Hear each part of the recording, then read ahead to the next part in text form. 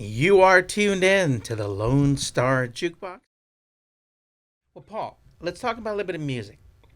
Tell us again the album that's coming out, and what should someone expect from tonight's show? Like, what's your playlist? You don't have to tell us the whole thing, but I mean, are you going new stuff, old stuff, or you got anything brand new that you're just pulling out of the kitty, or what's going on tonight? Well, I'm gonna do at least 4 or 5 songs off my new record, which is coming out in August, and then I'll do fan favorites. That have certain list of songs that the fans want to hear. Viagra, No, I don't do that. That's not a fan favorite. That's just my favorite. that's just a novelty song. I try to actually steer away from that because I mean I'll do it every once in a while as a hoot, but you have to be careful when you do songs like that because I'm not a novelty act. I might do some funny songs every now and then, but I think of myself as a serious songwriter, and I'm proud of this new record I did because the one thing that's different on it is I never played guitar on any of my records. My band always played,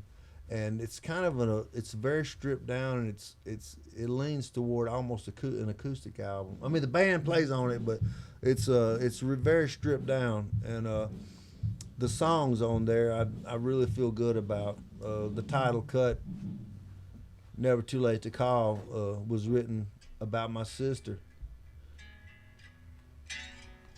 What are you trying to do? Oh. Wants us hear a little bit intro. Oh, okay. Well, there you go. Some nights I get intoxicated to forget about what's wrong. If you feel like a It is sparrow very stripped is down. falling, you are not alone. When you're wearing concrete shoes at the bottom of the and it feels like your heart can't take another break. Just remember that. We are speaking with Mr. Paul Thorn. This is It's Never Too Late to Call, the title of his upcoming album dropping in August.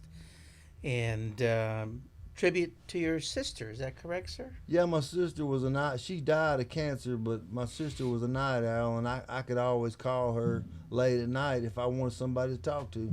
And I would sometimes when I'd call her, I'd say, "I'm sorry I called so late." And more than once, she said, "Don't worry about it. It's never too late to call." And so that's where that song came from, and it's not really about her. It's a tribute to her, and Well, it's a thought. I mean, and if you think yeah. about it, then in a way it is. And I think of it that way, but it's Everybody your song. everybody can make up their own story of what that means to them. Because if you're fortunate, you've probably got somebody in your life that you can call anytime and they'll pick the phone up. Yeah, you're right. Yeah. You're right. And those people are special, and it's just Paul, it's interesting. yeah. Well, it's a sort of a universal message, that it's like I said, what happened to me, I wrote it because my sister passed. But the listener, it could just be. It don't have to be about somebody died. It could just be a person being thankful that there's somebody that'll pick the phone up. And it's nobody wants to be alone, and it's just comforting. It's comforting when somebody says, "Remember, I love you, and it's never too late to call." That's comforting, man, when somebody says that. And I've had my sister told me that, and I'm sure that you have people in your life, not me, but people in your life that says they love you, and it's never too late to call. If the check clears, it does happen. Oh, Paul Thorne. We're talking to Paul Thorne here in Yeah. Houston, Texas. And Paul, we're gonna go ahead and start closing this interview. I don't know you've got a show to do tonight, but what I really enjoyed about this chat is that you have very many segments in your life, music being one, family, friends, your religious beliefs, your artistic ability, and we talked about it, and I think we really informed people today that, wow, I didn't know that. And that's what's cool about this, because people know your songs, Yeah. but they may have never known about your uncle, or Yeah. the way that you were infatuated by his style, and Yeah. and the legacy that fighting Roberto Duran, even though it was a loss, it was a gain.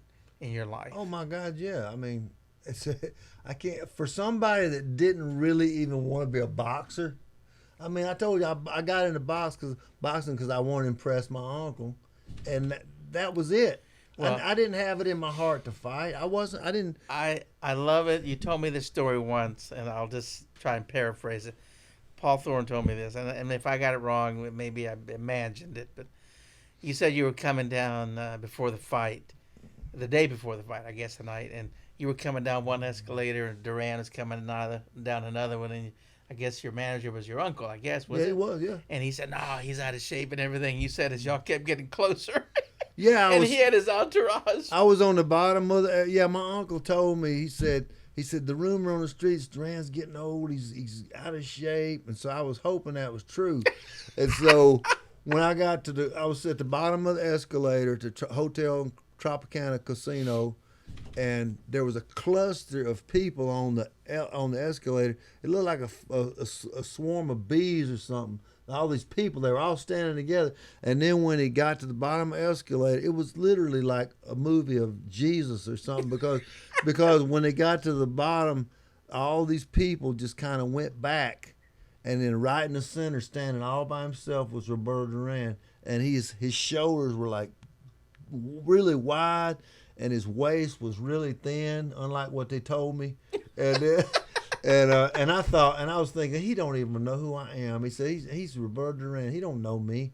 And he walked right up to me and stuck his hand out and he said, "Hello, Paul." He said he can't speak English, but he said, "Hello, Paul."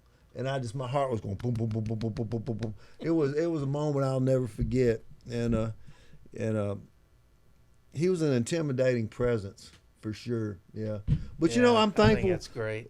That's a good thing for me because good or bad, I have one thing I've had to do all my life is I have faced fear a lot.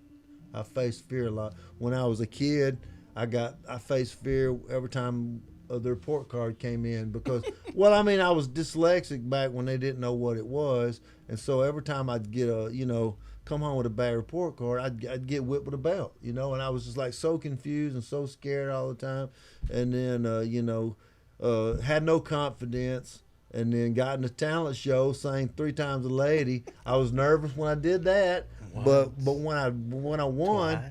but when I won the fight, won the contest.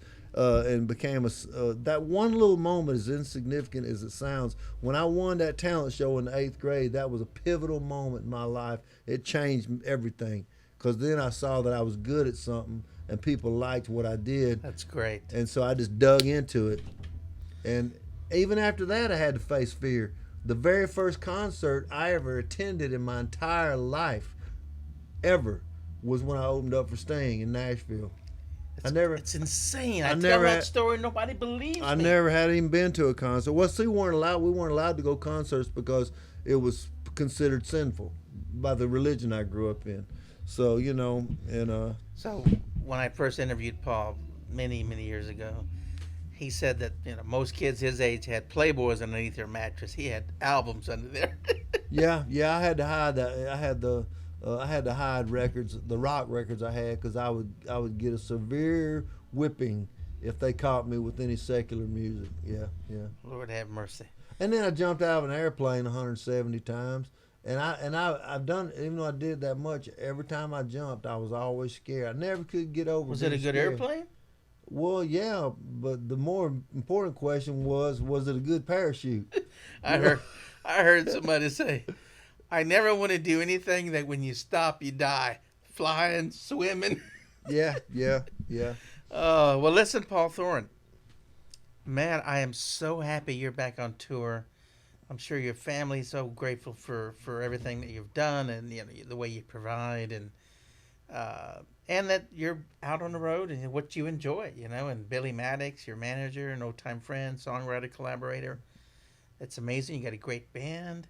So Well, good luck tonight, my friend. The thing that's really exciting at this stage in my life is that I've been doing this a long time, and and that being said, my audience continues to get bigger. Some people's audiences after a while kind of wane off, but mine has never went this way. Ever since I started, it's been going like this. And I think that's great. I mentioned that song Viagra, and my reason for saying it was that uh, even though it's a novelty It's a song per funny se, song. it's Yeah, a fun song, and yeah, it is. I think it really adds to what you do because people want to hear a show and then they laugh. Oh yeah, yeah, I And they get laugh, that. and Yeah, and when you say, I never thought I could rhyme genitalia with feel like such a failure with my broke down genitalia. just, Yeah, I yeah. have used that line more times about Well, my it's friend fun. Yeah, Leroy. it has its place. It has its place. Yeah. It's a fun song. Yeah, I'll pull it out every once in a while. All right. Well, No Paul pun Thorn, intended. any closing statements, sir? No, You I good, just, my man? I'm just glad to be on your show, and I hope it continues to grow. I hope your audience continues to grow. It does. Thank you, sir. And And, come on in, sir. it's all good. Rock stars It's are all coming good. in. Come on in. We got the drummer from another mother here in the house. I didn't realize. I'm sorry. No, that's Come all on right. in. So listen, Paul Thorn. Thank you, my Rick. friend. Thank you, Rick. And And appreciate you. I always say when people ask me about you, I said, look, he ain't much to look at, but at least he's dumb. Well, if you're gonna be dumb, you better be tough. So, all righty. No, I love you, man. I'm glad to see you. Thank you. Thank you. I hope we have many more times together. We appreciate that. All right, man. So